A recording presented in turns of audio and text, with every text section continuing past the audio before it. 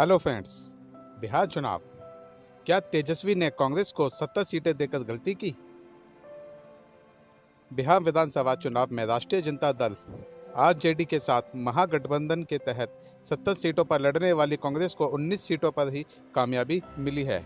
यानी उसका strike rate उसकी अपनी उम्मीदों से भी काफ़ी नीचे है। अगर बिहार की राजनीति में हाल के दशकों में कांग्रेस के प्रदर्शन को देखा जाए तो ये बहुत हैरान करने वाली बात नहीं है। 2015 के चुनावों में कांग्रेस ने आरजेडी और जनता दल यूनाइटेड जेडीयू के साथ महागठबंधन के तहत 41 सीटों पर चुनाव लड़ा और 27 सीटें जीती। 2010 में कांग्रेस ने सभी 243 सीटों पर चुनाव लड़ा था, लेकिन उसे सिर्फ 4 सीटें ही मिल सकी थी।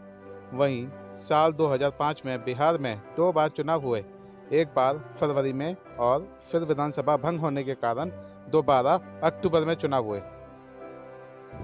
फरवरी में कांग्रेस ने 84 सीटों पर चुनाव लड़ा और सिर्फ 10 पर जीत हासिल की। वहीं अक्टूबर में 51 सीटों पर लड़कर सिर्फ 9 सीटें जीती। साल 2000 के चुनाव के समय बिहार अविभाजित था और मौजूदा झारखंड भी उसका हिस्सा था। तब कांग्रेस ने 324 सीटों पर लड़कर 23 सीट जीती थी। वहीं इससे पहले 1995 के विधानसभा चुनावों में कांग्रेस ने 320 सीटों पर उम्मीदवार उतारे और 19 सीटें हासिल की। 1990 में कांग्रेस ने 323 में से 71 सीटें जीती थी। 1985 के विधानसभा चुनावों में कांग्रेस ने 323 में से 196 सीटें जीतकर स्पष्ट बहुमत हासिल किया था। यह अंतिम मौका था जब कांग्रेस ने बिहार में बहुमत हासिल किया। इस बात को अब 35 साल हो चुके हैं और उसका गया दौर वापस लौटता नहीं दिख रहा है। तब से लेकर अब तक कांग्रेस बिहार में अपना अस्तित्व ही तलाशती रही है।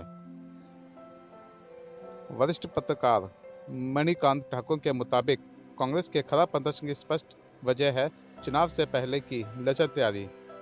मणिकांत ठाकुर कहते हैं, सभी को दिख रहा था कि कांग्रेस की तैयारी पूरे राज्य में कहीं नहीं थी। संगठन के स्तर पर पार्टी बिल्कुल तैयार नहीं थी। पार्टी के पास ऐसे उम्मीदवार ही नहीं थे जो मजबूती से लड़ सके।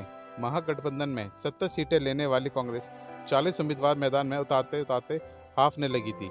कांग्रेस के खराब प्रदर्शन के बाद यह सवाल उठ रहा है कि क्या तेजस्वी ने कांग्रेस को गठबंधन की 70 सीटें देकर गलती की है? वरिष्ठ पत्रकार सुरेंद्र किशोर कहते हैं, कांग्रेस के प्रति तेजस्वी ने उदारता दिखाई है, जिसका नतीजा अच्छा नहीं रहा। तेजस्वी को अब लग रहा है कि कांग्रेस को 70 सीटें देकर उन्होंने सबसे बड़ी भूल की।